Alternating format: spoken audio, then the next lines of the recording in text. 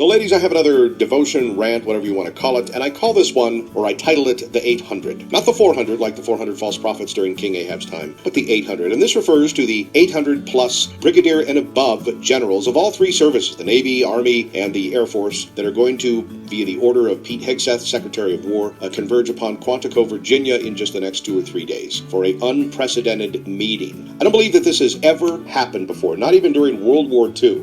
Did we get all of our senior commanders, brigadier generals and above, together in one room?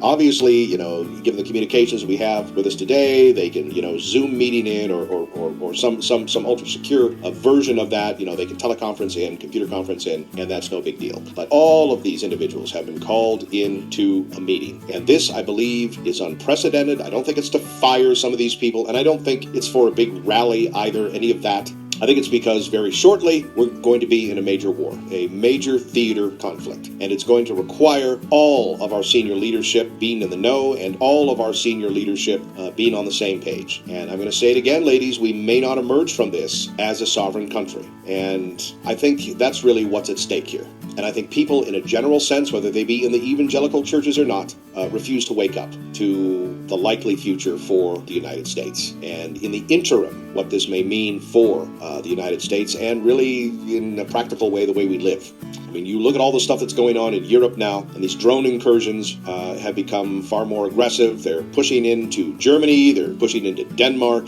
and I don't think that Russia is doing any of these things. Once again, people may laugh at this just because Russia is doing these things. I think that the senior partner in all this, and likely the country that we're really going to fight, but don't want to admit this, is going to be China. They're the ones that are calling the shots. And if you have Russia stepping up incursions now into NATO countries themselves, it's likely only because they've been given the go-ahead by China that is probably very shortly going to do something in the Pacific, and I don't think it's going to be in the next 2 years. I think that is just absolute stupidity and nonsense. I think it's going to be now. I think it's going to be this year, and if not this year, early next year. China's not going to wait the United States and other countries to build up. That's absolute stupidity. They're not going to do that. China is learning from what's going on in Ukraine, and China has many times the United States' industrial capacity. People need to understand that. People in the churches need to understand that. And so you have Pete Hegseth, going back to the title of this rant, the 800, who's now calling an unprecedented meeting of all our senior command in the entire American military apparatus, Army, Navy, Air Force, all of it. He's going to have all these men and women in one room, brigadier general and above, rear admiral and above. They're all going to be, along with their staffs, in one room. This is not for a rally. This is not to fire people. It's because we're likely going to go to war. It's because probably Pete Hegseth and Donald Trump and senior commanders know that there's some very horrific times coming to the United States.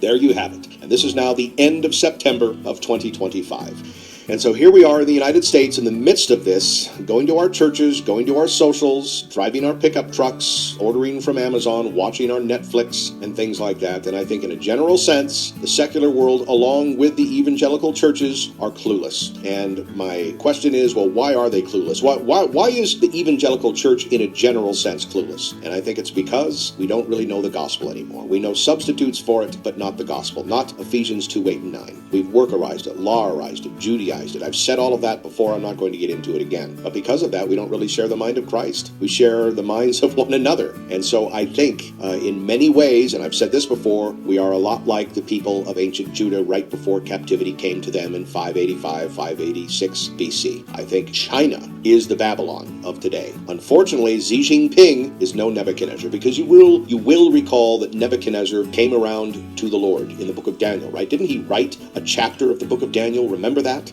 But I don't think Xi Jinping is like that. I think that if and or when captivity via China and friends comes to the United States, what he and his cronies have in store for us will be unthinkable. So once again, be strong, ladies. Be courageous, just like the book of Joshua. Put your dependence on Christ and Christ alone, on his death and resurrection alone. That's where you're going to have to be.